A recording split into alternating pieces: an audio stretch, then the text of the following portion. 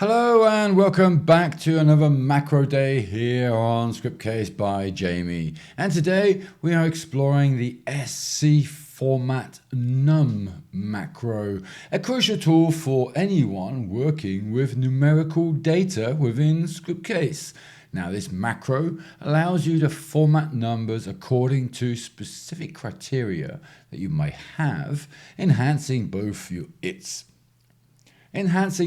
the functionality as well as the user interface of your Scriptcase applications. So let's dive into how you can use this macro to format your numbers effectively.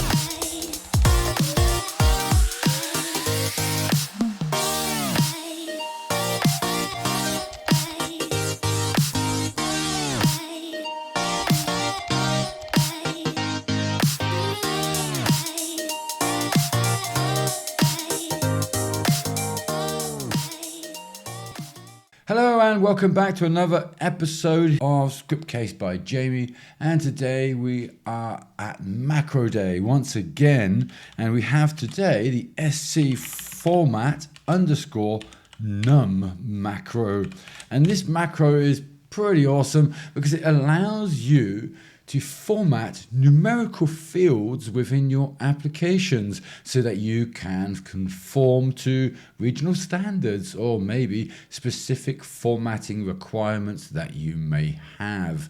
It is pretty useful within financial applications, as you can imagine, reports, and anywhere where precise control over the number display is required. Now, I will emphasize the number display part again because that is very important. So, how to use it? Well, we have it here already, SC format num, and this macro does require several parameters, as you may imagine, and to define those, well, how many numbers should be formatted, from decimal and grouping symbols to even the placement of currency symbols. So this is quite a big one. So we have first of all here our macro, and then within this we first of all define our field. So here we could say my field, for instance, and then we comma that,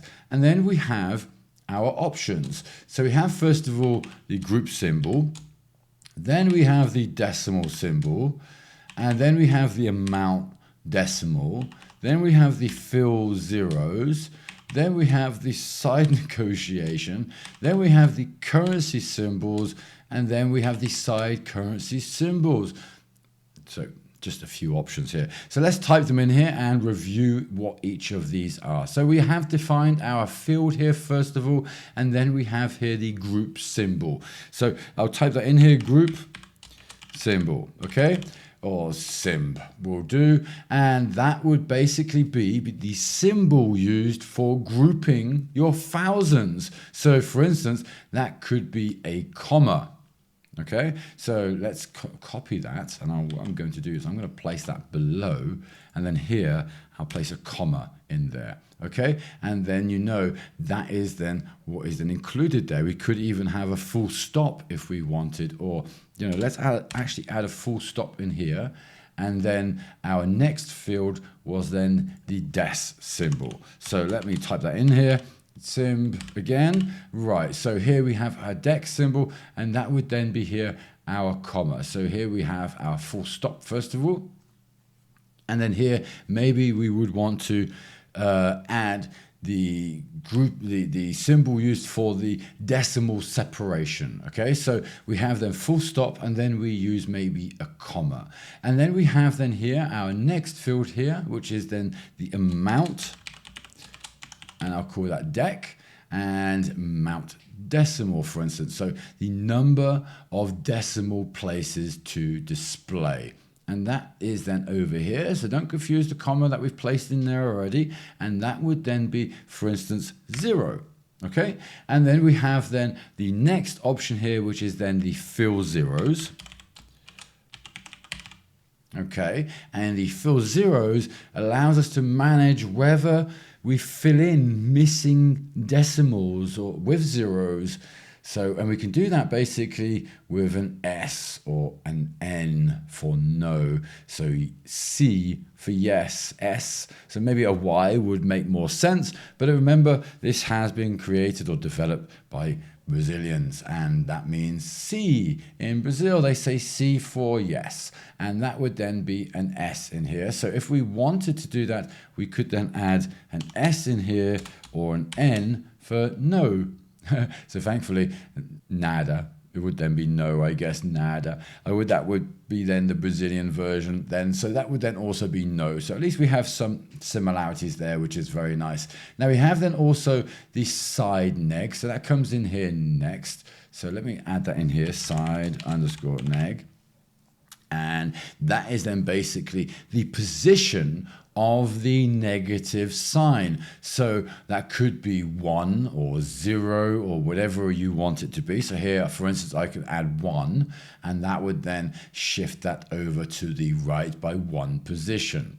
Now we have then our next option, which is then here our currency symbol. And that is then here. And then here, for instance, I can add dollars, I can add euros, I can add pounds, or whatever it is I want that currency symbol to be. And then our final option here is then the side currency sim. Okay. And then with that one, we can then position the currency symbol. And again, here we could say 1 for one position for left, for instance, or 2 for right. So 1 or 2 for the left or the right position. And that is then how we then use this exact macro. And it is pretty interesting because it really does allow us to format our values. So for instance, let me copy this again, and I'm going to copy this one here. So, and we can add a few options here. So a basic option, say for format integer. Yeah. Okay. And let me add that there. And then let's then also maybe add for some decimal handling, and maybe negative values, I guess, is good. Okay, so let's do one like that too. Let's paste that in there too. And then maybe where we want to add some specific formatting, because we have some money formatting with a currency symbol, maybe. Currency symbol, right? So let's add that there as well. So we can actually go ahead and remove all of these options here. So let's make sure we remove the right ones. Bang, bang, there we go. And there we go. And I think what I will do is actually copy this and replace these other options we have here. And then we can actually go over these. Now we have here our basic integer. And then here, for instance, we would maybe have our basic integer here would then, I think that would be a full stop. And then we would have a comma. And then we have a 0, right? And that would then be, no, we don't want to do that. And a 1, oops, a 1 in here.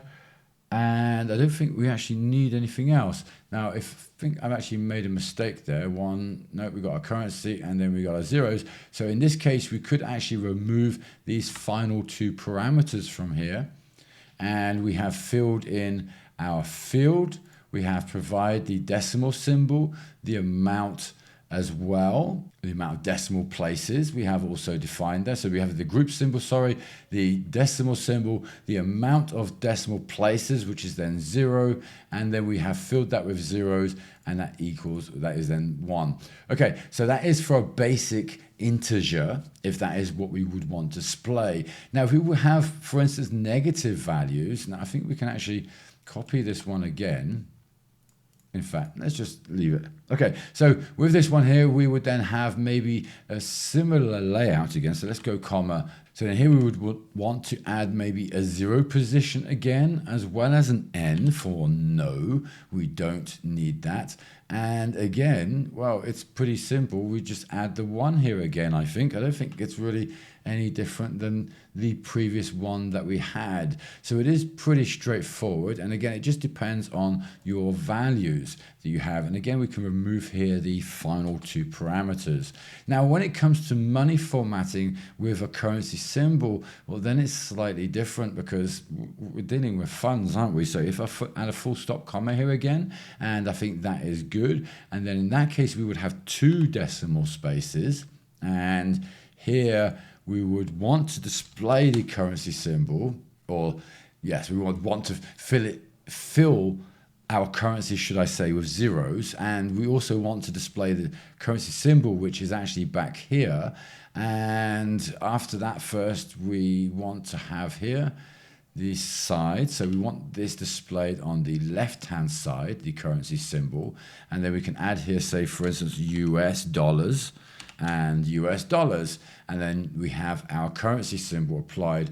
And again, we can remove here the final parameter, which is then not required for this use. Now, in many cases, you may want to adjust the currency symbol depending on the user preferences, because as you know, for instance, using the localization with Scriptcase, you will maybe not receive the currency symbol that you are actually wanting, because like in my own case, I typically want euros, but I do not ever receive euros. I always have dollars, and in those cases, I need to adjust that. And then in this case, maybe we could add here, say, if a user preference, say if I say user, say pref, say for instance, and if that say equals euro here, then we can go ahead and adjust then here the currency format for that user.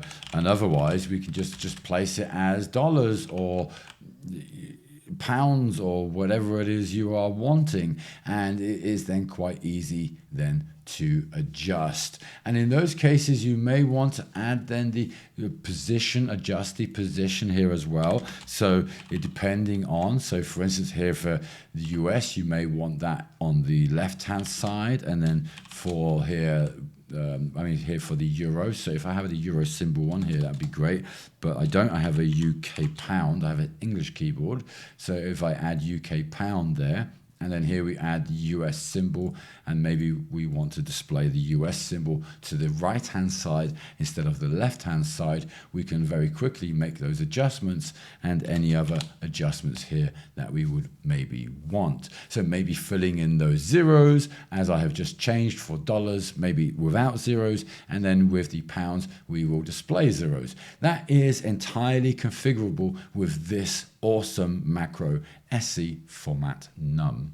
Okay, so as you see, this macro is pretty essential for applications that require precise number formatting for reporting, invoices, financial statements, or maybe user interfaces where presentation impacts usability or compliance, because that is, of course, a very important factor. Now, you can use this within just about any application within Scriptcase, which is pretty awesome. And as you know, that is pretty much it for today's guide on the SC format number macro.